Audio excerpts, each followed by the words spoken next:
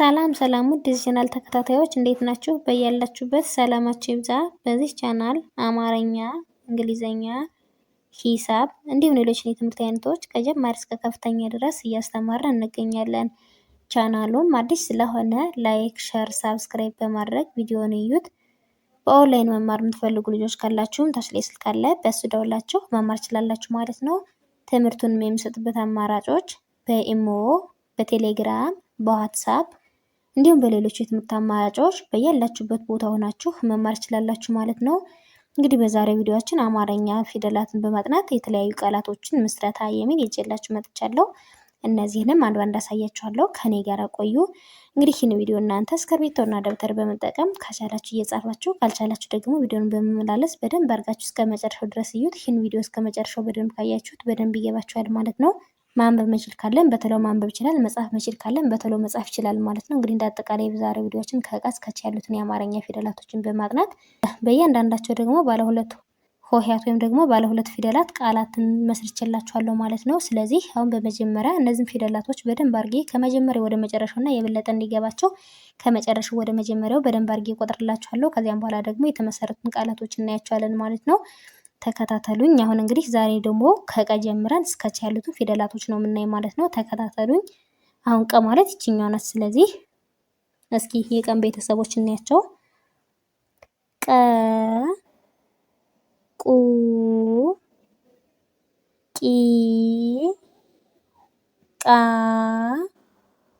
ቄ፣ ቅ፣ ቆ። እንግዲህ እነዚህን ፊደላቶች ከመጨረሻው ወደ መጀመሪያው ደግሞ ቆጥርላችኋለሁ ማለት ነው። ቆ፣ ቅ፣ ቄ፣ ቃ፣ ቂ፣ ቁ፣ ቀ። እንግዲህ እነዚህ ማን ቤተሰቦች ናቸው? የቀ ቤተሰቦች ናቸው ማለት ነው። ስለዚህ ቀጣይ ደግሞ የበን ቤተሰቦች እናያለን በማለት ይችኛዋ ፊደል ናት ማለት ነው። በ፣ ቡ፣ ቢ፣ ባ፣ ቤ፣ ብ፣ ቦ። እንግዲህ እነዚህን ፊደላቶች ደግሞ ከመጨረሻው ወደ መጀመሪያው ቆጥርላችኋለሁ ማለት ነው። ቦ፣ ብ፣ ቤ፣ ባ፣ ቢ፣ ቡ፣ በ። እንግዲህ እነዚህ ደግሞ የማን ቤተሰቦች ናቸው ማለት ነው? የበ ቤተሰቦች ናቸው ማለት ነው። ወደ ቀጣዩ ስንሄድ ደግሞ ወደ ተ ቤተሰቦች እንሄዳለን። ተ ማለት ይችኛዋ ፊደል ናት ማለት ነው። ስለዚህ ተ፣ ቱ፣ ቲ፣ ታ፣ ቴ፣ ት፣ ቶ። እንግዲህ አሁን ደግሞ ከመጨረሻው ወደ መጀመሪያው ቆጥርላችኋለሁ ማለት ነው። ቶ፣ ት፣ ቴ፣ ታ፣ ቲ፣ ቱ፣ ተ። እንግዲህ እነዚህ ማን ቤተሰቦች ናቸው? የተ ቤተሰቦች ናቸው ማለት ነው። ቀጣይ ደግሞ የቸን ቤተሰቦች እናያለን። ቸ ማለት ይችኛዋ ፊደል ናት ማለት ነው። ቸ፣ ቹ፣ ቺ፣ ቻ፣ ቼ፣ ች፣ ቾ። አሁን እነዚህን ፊደላቶች ከመጨረሻው ወደ መጀመሪያው እቆጥርላችኋለሁ ማለት ነው። ቾ፣ ች፣ ቼ፣ ቻ፣ ቺ፣ ቹ፣ ቸ። እንግዲህ እዚህ ጋር የምታያቸው ፊደላቶች እነዚህን ይመስላሉ ማለት ነው። እንግዲህ ከቀ እስከ ቸ ያሉት ናቸው ማለት ነው። ስለዚህ እነዚህን ፊደላቶች በማጥናት የመሰረትናቸው ቃላቶች ደግሞ የትኞቹ ናቸው? እነዚህኞቹ ናቸው ማለት ነው። ስለዚህ እነዚህን ደግሞ እስኪ እናያቸው። አሁን በማን የተመሰረቱት ነው የምናይ? በቀ ቤተሰብ የተመሰረቱትን ቃላቶች ነው ማለት ነው። ቆቅ ይላል።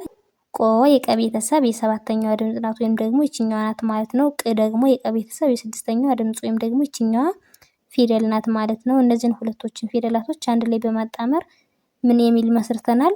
ቆቅ ቆቅ የሚል ቃል መስርተናል ማለት ነው። በማን ነው የመሰረትነው? በቀ ቤተሰብ ነው ማለት ነው። በቀ ቤተሰብ ነው ማለት ነው።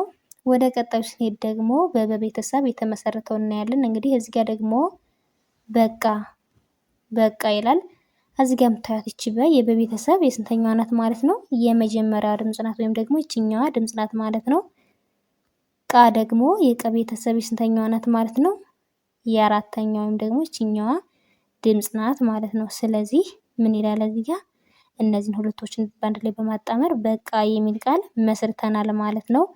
ስለዚህ አሁን በማን ነው እዚህ ጋር የመሰረትነ? በበ ቤተሰብ ነው ማለት ነው።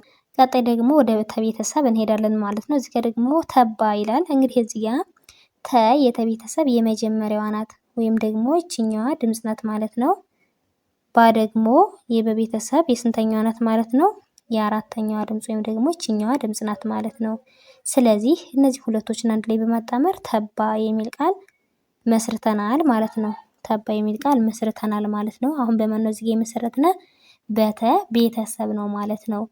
ወደ ቀጣዩ ስንሄድ ደግሞ በቸ ቤተሰብ የተመሰረቱትን እናያለን ማለት ነው። እንግዲህ እዚህ ጋር ደግሞ ብቻ ይላል። እንግዲህ ብ የበ ቤተሰብ የስንተኛዋ ናት ማለት ነው? የስድስተኛዋ ድምጽ ናት ማለት ነው። ወይም ደግሞ ይችኛዋ ናት ማለት ነው። ቻ የቸ ቤተሰብ የስንተኛዋ ናት? የአራተኛዋ ድምጽ ናት ማለት ነው። ስለዚህ እነዚህን ሁለቶችን ፊደላቶች አንድ ላይ በማጣመር ምን የሚል መስርተናል? ብቻ ብቻ የሚል ቃል መስርተናል ማለት ነው። እንግዲህ እዚህ ጋር በማን ነው የመሰረትነ? በቸ ቤተሰብ ነው ማለት ነው። በቸ ቤተሰብ ነው ማለት ነው።